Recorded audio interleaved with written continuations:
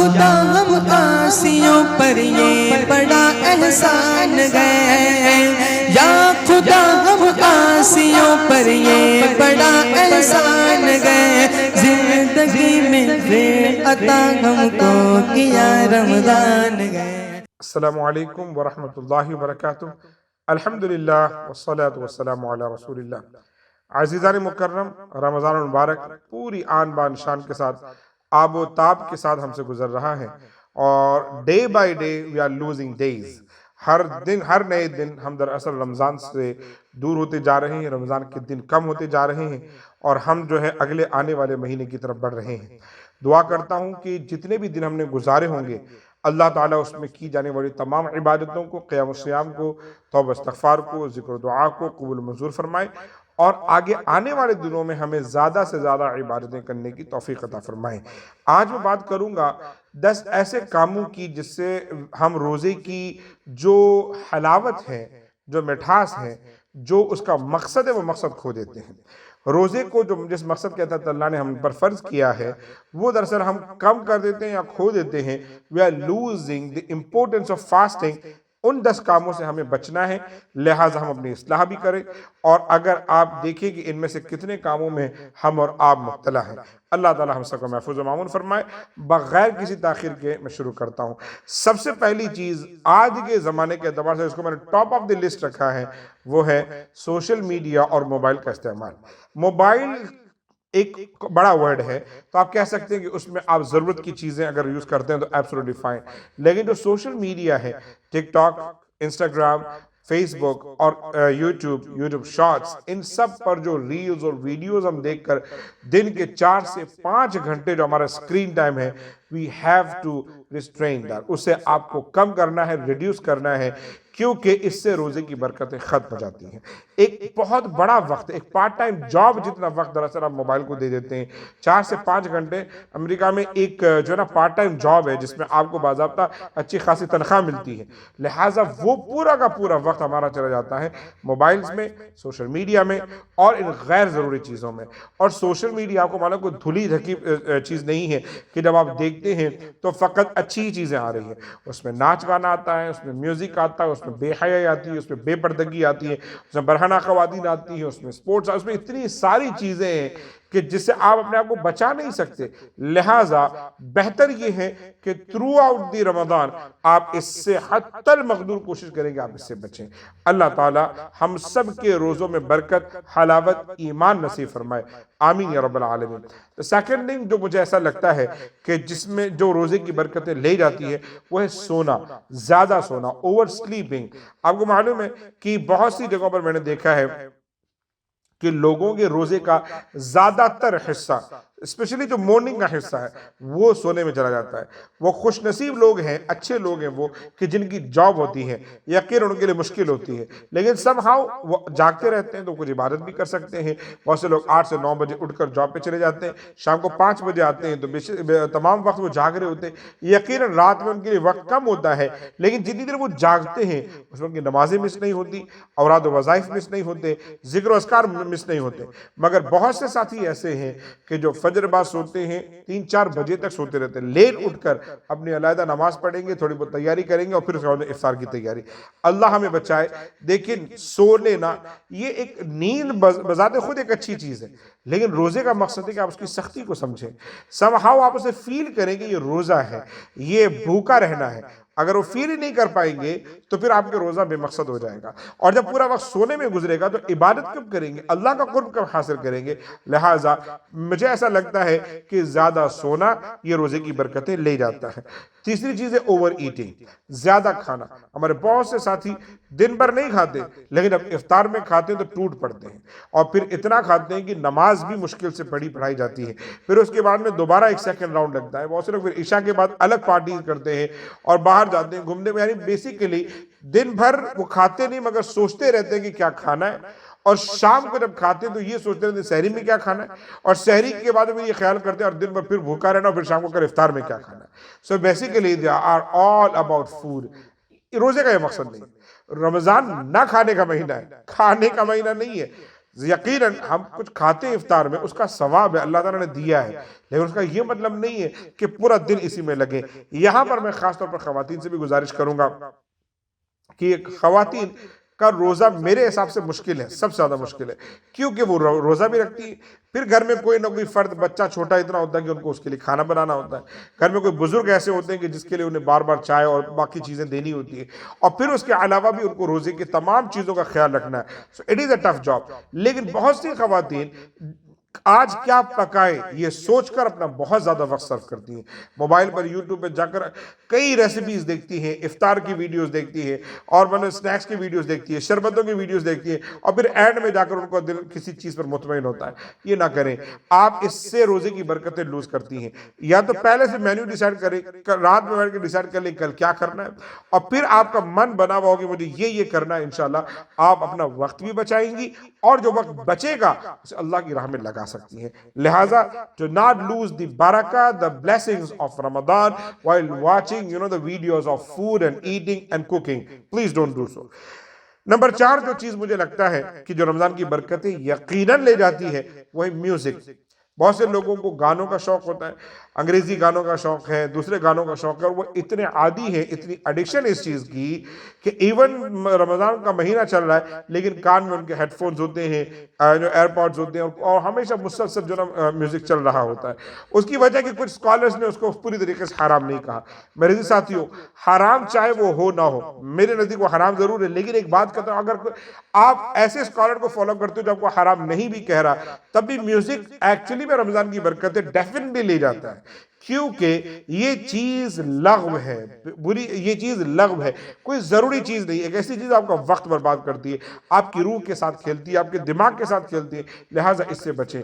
قرآن میں مؤمنین کی وصف بیان کرتے ہوئے اللہ نے فرمایا وَالَّذِينَ هُمْ عَنِ اللَّغْوِ مُعْرِضُونَ، مؤمن وہ جو لغو چیزوں سے دور رہتا ہے، لہٰذا اس سے بچیں۔ نمبر 5 وہ چیز جو رمضان کی برکتیں لے جا سکتی ہیں، اور اب اس کا سیزن شروع ہو رہا ہے، وہ ہے شاپنگ۔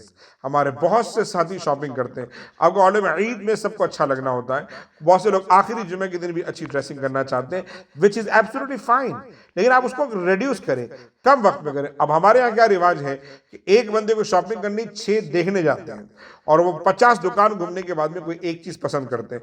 6 دوست جب آپ جاؤ گے ساتھ میں تو ظاہر سی بات ہے سب کا ٹیسٹ الگ ہے، سب کا سب کی چوائس الگ ہے، تو ہوگا یہ کہ جب آپ کوئی شرٹ، کوئی پینٹ، کوئی کرتا، کوئی جبہ، کوئی ٹوپی، کوئی چیز پسند کرو گے تو ایک کو اچھی لگے گی، 2 کو نہیں پسند آئے گی، 3 کو اچھی لگے گی، 4 کو نہیں اچھی لگے گی۔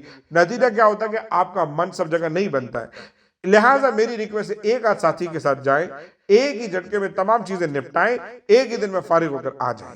یہ جو کئی دنوں میں ایک دن صرف پینٹ لینے جانا، ایک دن شلوار لینے جانا، ایک دن جو نا صرف اس کی میچنگ کا شرٹ لینے جانا، پھر اس کی میچنگ کی دوسری چیزیں، خیر مردوں کو تو پھر بھی بھلا اس معاملے میں، لیکن خواتین الحمدللہ وہ تو آپ کو آنے میں کہ ان کو تو پہلے سب سے یہ پسند کرنا مشکل کہ انہیں ڈریس لینا ہے، پھر اس کے لیے میچنگ کی جوتیاں چاہیے، چپل چاہیے، پھر میچنگ کے ایئرنگز ان کو چاہیے، جولری چاہیے، پھر میچنگ کی اس کے ساتھ بینگل چاہیے، اسی کی میچنگ کی مہندی انہیں لگانی، there are so many things۔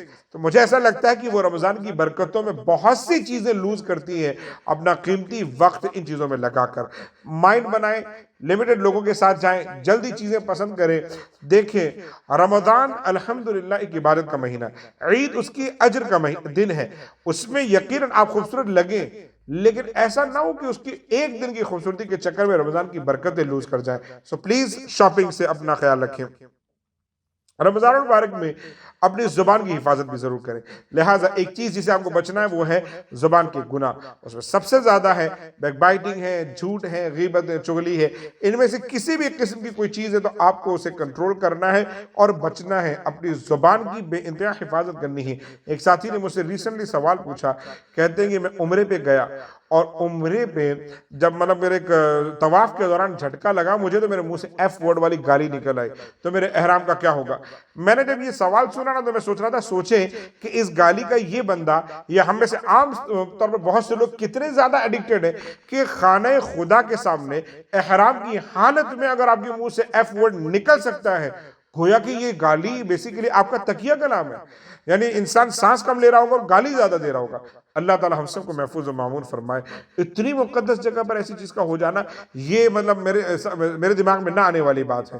یہ کیوں ہوتا ہے؟ جب آپ ایڈکٹڈ ہو جاتے ہیں، گالی آپ کی زبان پر فوراً جاری ہوتی ہے، ہر لفظ آپ کا گالی کے ساتھ آ رہا ہوتا ہے، تب آپ کو لحاظ نہیں ہوتا آپ کس جگہ کھڑے ہیں، کیا کر رہے ہیں۔ رمضان چل رہا ہے، لوگ کھڑے ہیں، مسجد میں کھڑے ہیں، آپ نے والدین کے سامنے بات کرے اور آپ کے منہ سے گالی نکل جاتی ہے۔ اللہ تعالیٰ ہم سب کو محفوظ و معمون فرمائے، لہٰذا اس چیز کا خیال رکھیں۔ اور جو ساتویں چیز ہے جو ہے اینگر، کنٹرول یور اینگر، غصے سے اپنے آپ کو بچائیں رمضان مبارک میں۔ یقیناً ہم دن بھر کے بھوکے ہوتے ہیں، بہت سے لوگ اس میں نشیڑی ہوتے ہیں، ہمارے طرح چائے کے عادی ہوتے ہیں، فجر میں چائے نہیں ملے تو پورا دن ایک ہلکا سا جو نا دن کھٹا سا جاتا ہے۔ پر اس کا یہ مطلب نہیں کہ ہم اننیسیسری لوگوں پہ غصہ اتاریں، اپنا غصہ ظاہر کریں، لوگوں کو بتائیں کہ وی آر اینگری۔ نو، حضور نے تو فرمایا کہ اگر آپ کا رمضان آپ کو ان باتوں سے نہ روک سکے، غصے سے اور جو نا بری باتوں سے، بے حیائی کی باتوں سے، پھر آپ کو بھوکا رہنے کی ضرورت نہیں ہے۔ اللہ کو پرواہ نہیں کہ آپ بھوکے ہو، بالکل نہیں ہے۔ لہٰذا غصے میں آپ کام رہے۔ کوئی آپ سے لڑنا چاہے، آپ بولیں بھائی انا صائم، میں روزے دار ہوں، میں اس معاملے میں کچھ نہیں کہنا چاہتا۔ اس سے کیا ہوگا؟ جھگڑا ختم ہوگا، فساد ختم ہوگا۔ اس لہٰذا غصہ آپ کے روزے کی برکتیں لے جا سکتا ہے، لہٰذا اس میں اپنا خیال رکھیں۔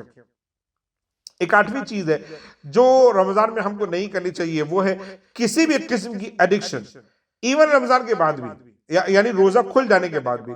بہت سے لوگوں کو ایڈکشن ہوتی ہے، مثال کے طور پر کرکٹ میچز دیکھنے کی، بہت سے لوگوں کو ایڈکشن ہوتی ہے میوزک سننے کی، بہت سے لوگوں کو ایڈکشن ہوتی ہے اسموکنگ کی، بہت سے لوگوں کو ایڈکشن ہوتی ہے کسی بھی چیز کی ہوتی ہے۔ جو افطار ہوتے ہی سب سے پہلے ان کو یہی کام ہوتا ہے نا۔ کہتے ہیں کہ بڑا مشہور، میں نے ریسنٹلی ایک ویڈیو دیکھا کہ ایک بچہ افطار کرتے ہی اپنے ابا سے جا کے کہا ابا میں مسجد جا رہا ہوں۔ 2 دن کے بعد میں باپ بڑا خوش ہوا کہ دیکھیں میرا بچہ افطار کرتے ہی پہلی فرصت میں چلا جاتا ہے۔ ایک دن سے سوچا میں بھی اس کے ساتھ ہی چلوں۔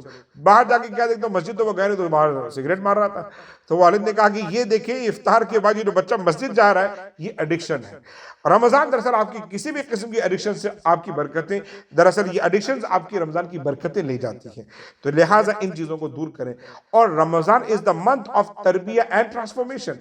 آپ اگر 15 گھنٹے کے روزے میں اسموکنگ سے دور رہ سکتے ہیں تو اگلے 8 گھنٹے میں بھی رہ سکتے ہیں، اور کم تو کر ہی سکتے ہیں۔ لہٰذا ہو سکتا ہے کہ رمضان کے بعد آپ ختم کر سکتے ہیں۔ اسی طریقے سے کسی اور چیز کی ایڈکشن آپ کو ہے، اسے ریڈیوس کر دیں، کم کر دیں، اتنا کم کر دیں کہ پھر آپ رمضان کی برکتیں پا سکیں، اپنے وقت کو یوٹیلائز کر سکیں۔ آخری 2 چیز آپ کے سامنے لاتا ہوں، اور دونوں بڑی اہم ہیں۔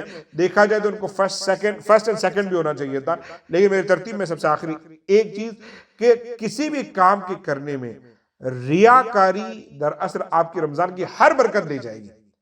ریاکاری، گھمنڈ اپنی کسی بھی عبادت پر، آپ افطار کرا رہے ہو، آپ لوگوں کی مدد کر رہے ہو، لوگوں کا تعاون کر رہے ہو، ان کو کچھ پیسے دے رہے ہو، عید کا انتظام کر رہے ہو، پھل فروٹ کا انتظام کر رہے ہو، یا کام آ رہے ہو، ان میں سے کسی بھی چیز میں اگر دکھاوا کر رہے ہو تو یو آر لوزنگ دی برکت آف ایوری سنگل عبادہ۔